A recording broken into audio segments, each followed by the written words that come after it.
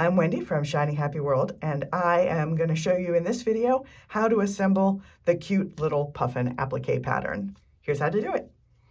Okay, this is the video showing how to assemble the puffin if you are not using a light box.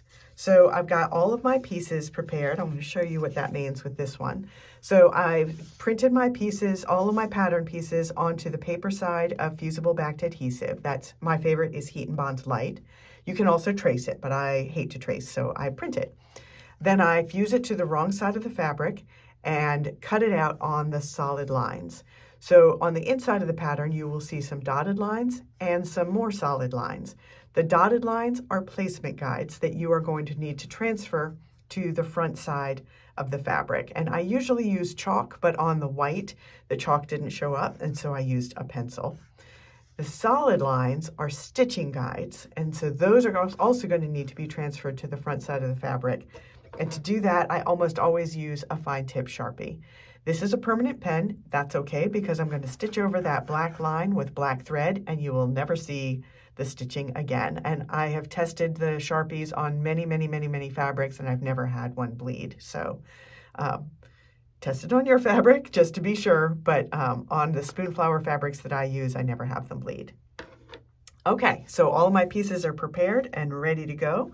So I'm going to start assembling. So we are going to start with the main head piece. And it's got this straight edge at the bottom. That is going to be lined up with the straight edge at the bottom of the block, the raw edge of your block. So I like to do almost all of my patterns what I call snapshot style. So I want it to look like I snapped a photo of this puffin and I zoomed way in on his cute face.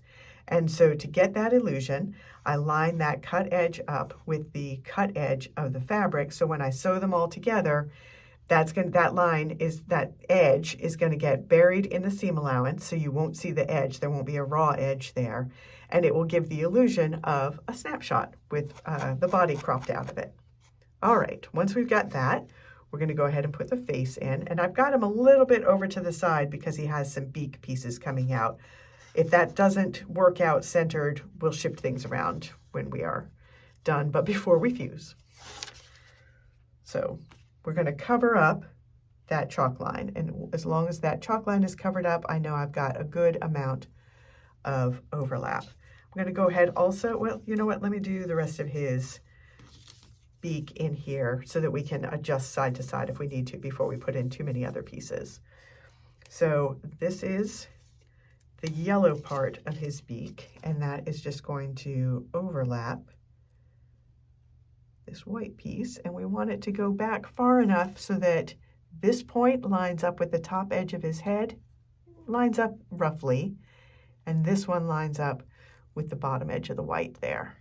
Okay, and then we're going to do the same thing with the orange tip of his beak.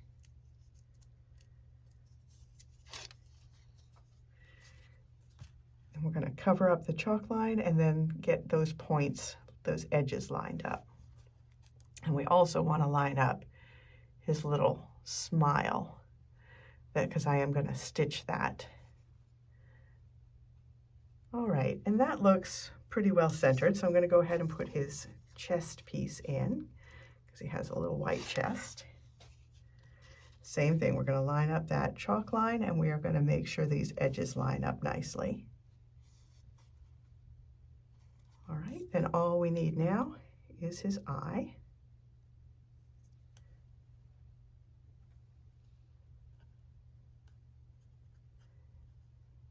There we go. All right, I'm going to take this over to my ironing board, and I am going to fuse everything down. Just follow the directions on the brand of fusible adhesive that you are using. Then I will do all of the outline stitching on it, and I'll bring it back here, and I will show you the finished puffin and also show you two other color versions that I made. Okay, here is one finished puffin.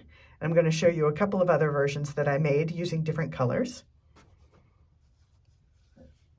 So this is a version I made in really soft colors. These are all from the Sea Breeze collection, and this is for an Arctic Animals bundle that I'm putting together, where all of the colors are from the from the Sea Breeze Blenders collection. So a much softer pastel kind of version of a puffin, and I did one more. So this one is another more realistic puffin. I've just got different backgrounds for the different bundles that I'm putting together. So that is how you put together the puffin pattern. You can get the pattern at shinyhappyworld.com. I'm Wendy, and I will see you next time.